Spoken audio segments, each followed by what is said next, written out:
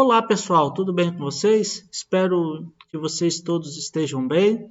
Estamos aqui para mais uma videoaula da nossa unidade número 3, sendo que nós vamos estudar hoje o ciclo de Carnot. Sadi Carnot foi um físico que estudou as máquinas térmicas de tal forma que ele queria encontrar qual seria a forma de uma máquina descrever o máximo rendimento possível. Ficou aí conhecida sua teoria como o ciclo de Carnot, onde para que a máquina ela tivesse o maior rendimento possível, ela deveria seguir uma sequência, ou seja, um ciclo ideal, um ciclo que seria reversível e que aí teria algumas condições básicas para que essa máquina aproveitasse melhor a energia que estaria recebendo de uma fonte quente. Esse ciclo chamado ciclo de Carnot, pessoal, ele obedece o seguinte procedimento, tá? Ele, como vocês podem ver aqui nessa imagem, né, é uma transformação cíclica. Então, aqui nós teríamos uma primeira transformação, uma transformação isotérmica. Aqui nós teríamos uma segunda transformação, uma transformação adiabática. Aí, aqui nós teríamos uma terceira, uma transformação isotérmica. E, por fim, uma quarta transformação chamada também de adiabática. Então, o ciclo de Carnot, pessoal, vai ter 4 sequências. E podem ver que está alternando, né, entre 2 transformações isotérmicas e 2 outras transformações adiabáticas. Se ela desenvolver esse ciclo, ela vai desenvolver o máximo rendimento possível. E é claro, a gente sabe que nunca vai atingir o 100%, né? Não existe máquina térmica que tenha 100% de rendimento. Então, pessoal, aqui eu faço esse destaque para vocês, né? O ciclo tem que ter esta sequência aqui, 2 transformações isotérmicas e 2 adiabáticas de forma alternada. Pessoal, aqui na sequência eu tento explicar para vocês o motivo de serem estas transformações, tá? Então, basicamente, aqui ao lado esquerdo a gente tem um gráfico da pressão e do volume. E aqui no lado direito, um conjunto, pistão e cilindro, aqui onde tem a queima dos combustíveis de um motor, por exemplo. Então, o que acontece? De A até B e de B até C está ocorrendo uma expansão gasosa. Como é que eu sei que está ocorrendo uma expansão gasosa? Vocês podem perceber que de A até C, o volume está aumentando. Então, se o volume está aumentando, é porque esse cilindro está subindo, né? Então, aqui a gente tem a expansão gasosa de A até C. Claro que de A até C passa primeiramente por um ponto intermediário, um ponto B. Então, tem aqui, ó, primeiro o gás ele se expande até B e depois de B ele continua expandindo até C. E essa expansão de A até B é uma expansão isotérmica, segundo Carnot. Como é uma transformação isotérmica, a gente sabe que a primeira lei da termodinâmica é o calor igual ao trabalho mais ΔU. Sendo uma transformação isotérmica, a variação de energia é zero, não tem variação de energia. Então significa que é injetado calor aqui, e aí todo esse calor ele gera trabalho. Está aqui, ó, todo calor é transformado em trabalho. Né? Então aí esse pistão aqui sobe porque vai converter o calor no trabalho. Agora, de B para C, pessoal, o que vai acontecer? Ele vai deixar de fornecer calor, tá? E aí, para que ele continue subindo, é necessário que ocorra uma redução da energia. Ou seja, ele vai continuar subindo, queimando a energia interna que esse sistema possui. Então, reduzindo a energia interna, pessoal, vai haver aí um movimento ainda do pistão para cima, tá? Então, aqui vocês podem perceber que, deixando de existir o fornecimento de calor, para que haja trabalho é necessário reduzir a energia, tá? A energia interna. Então, isso é o que ocorre de B para C. Agora, de C até A, pessoal, aqui ó, vocês podem perceber que está ocorrendo o quê? Está ocorrendo uma redução no volume. Tá? Eu olho aqui pelo eixo, né? Então está ocorrendo uma redução de volume. Então, de C para A é o processo inverso. O cilindro está descendo. Lembrando, então, que o motor ele trabalha em ciclos, né, pessoal? E aí, pessoal, o que acontece? De C para D, então nesse primeiro movimento de descida aqui, ó, nós temos uma transformação isotérmica. O que acontece na transformação isotérmica? A primeira lei da termodinâmica, calor é igual ao trabalho mais ΔU. Bom, gente, aqui, quando o gás ele está sendo comprimido, o trabalho aqui é um trabalho negativo. Tá? Por quê? Porque o gás está recebendo trabalho. Ocorre uma redução no volume. Então, aqui nós teríamos um trabalho negativo mais a variação de energia. Como é uma transformação isotérmica, e aí nós podemos fazer isso aqui, né, pessoal? Calor, passando esse trabalho para o lado da esquerda, isso aqui tem que ser igual a zero. Olha, para que essa igualdade seja zero, para que tenha trabalho é necessário perder energia, né? Então esse pistão aqui só desce graças à perda de energia. E de C para D, pessoal, o que vai acontecer? Vai ter uma transformação adiabática. Então, o que vai acontecer aqui? Ó? Esse pistão ele vai ser comprimido, então aqui vai ter um aumento de energia, né, pessoal? Um aumento de energia interna. E se ocorre um aumento de energia interna, a temperatura acaba subindo novamente até atingir um ponto A. Então, aqui é o que nós estamos tentando dizer para vocês, é que o gás ele é comprimido adiabaticamente, então não há troca de calor com o meio externo, e aí acontece o quê? Acontece o aumento de temperatura. Então, é isso que acontece no ciclo de Carnot. É mais difícil, pessoal, a gente entender a teoria do que resolver muitos dos exercícios aí envolvendo as equações de Carnot, tá?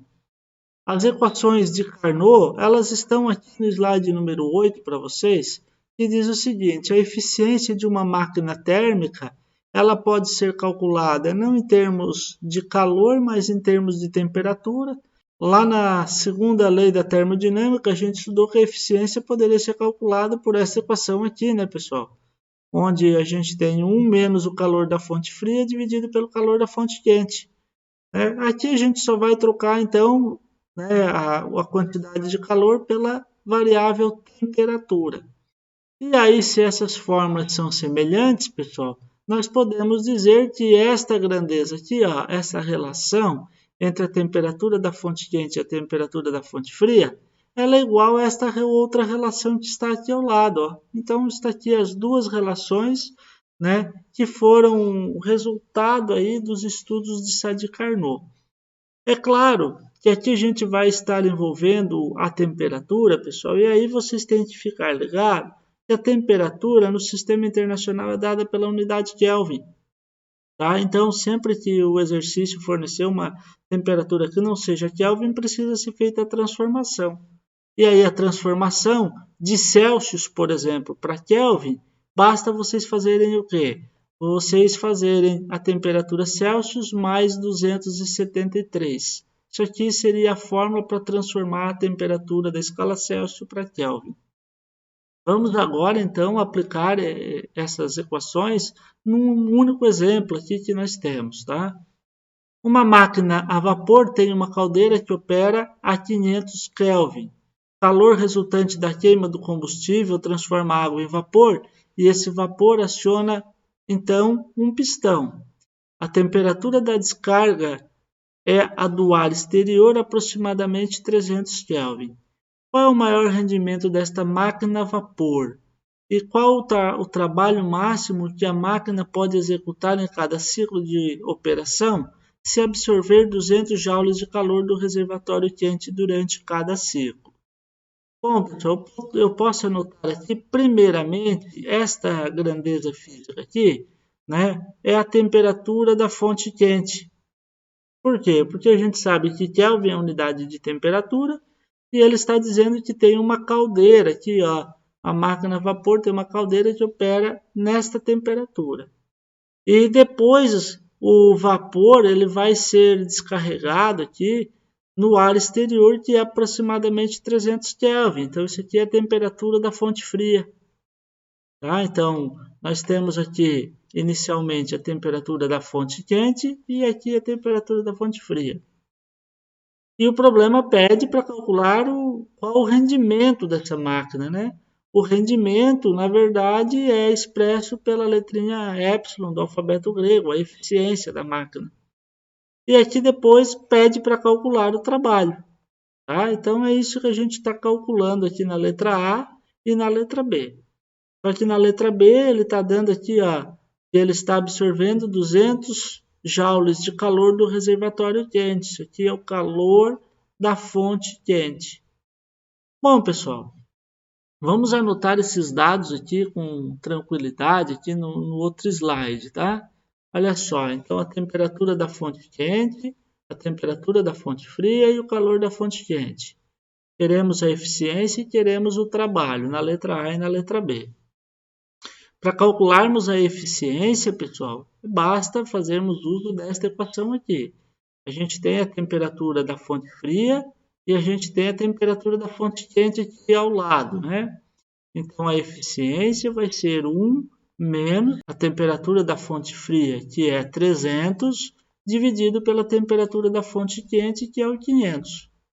Aí a gente tem a eficiência igual a 1 menos 300 dividido por 500. Eu posso fazer essa simplificação dos zeros aqui, ó.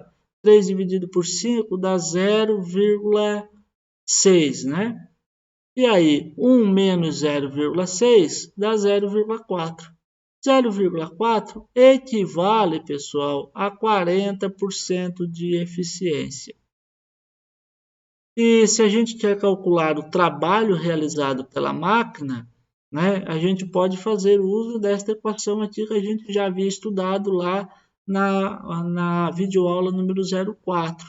Eficiência igual ao trabalho dividido pelo calor da fonte quente. Então, a nossa eficiência é 0,4, a gente calculou aqui anteriormente, igual ao trabalho dividido pelo calor da fonte quente que o problema deu, né?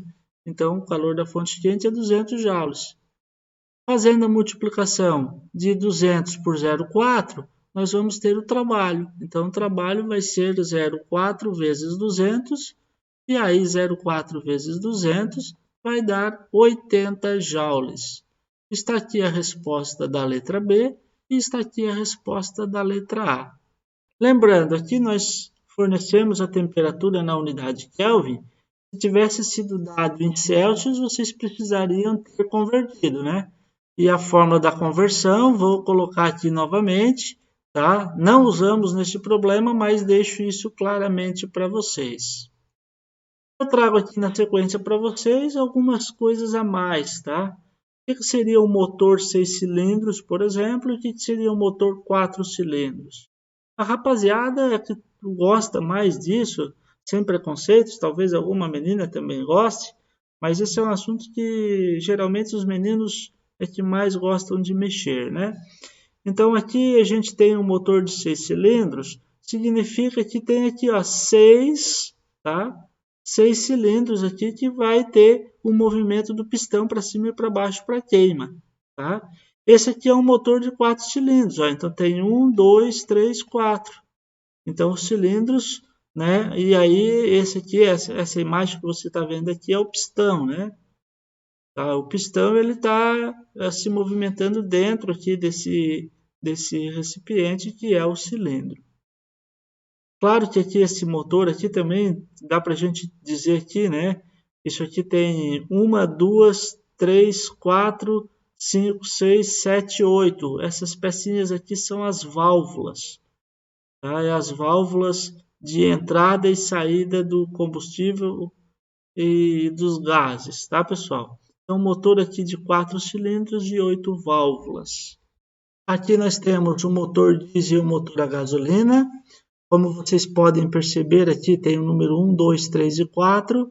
Isso aqui significa os 4 tempos executados pelo motor, tanto diesel quanto gasolina.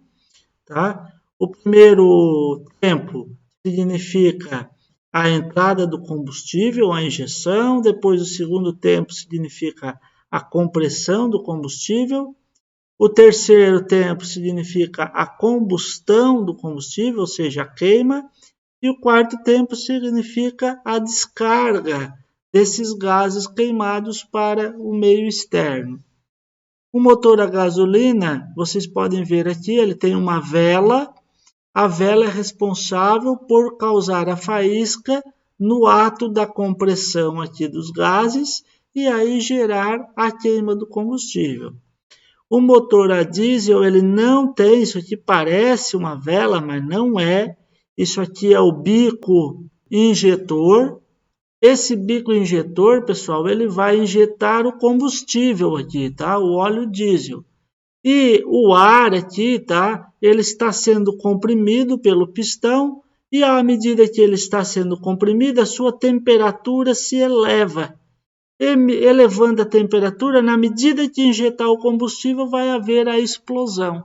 Então aqui, pessoal, o motor diesel é um motor de alta taxa de compressão. Então ele precisa ter uma compressão bem alta para o ar se aquecer e queimar o combustível à medida que ele é injetado. Diferente aqui do motor a gasolina, né, que precisa de uma vela para fazer a queima, porque o combustível aqui não tem uma taxa de compressão tão alta. Um motor 2 tempos, pessoal, e um motor 4 tempos. Qual é a diferença entre os dois? O motor 4 tempos é porque ele segue toda esta sequência aqui, né, que a gente já falou anteriormente. A injeção, a compressão, a combustão e a exaustão. São 4 tempos bem distintos.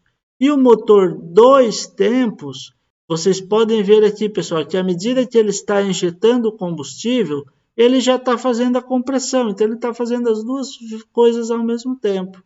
E aí, depois ele faz a explosão e a exaustão também ao mesmo tempo. Por isso que se chama motor 2 tempos. Espero que com essa explicação simplista que vocês consigam entender um pouquinho sobre essas diferenças existentes nos motores. Ao longo do curso de Engenharia Agronômica, vocês vão trabalhar aí com disciplinas envolvendo máquinas e motores. Espero que vocês tenham compreendido essa temática da aula de hoje.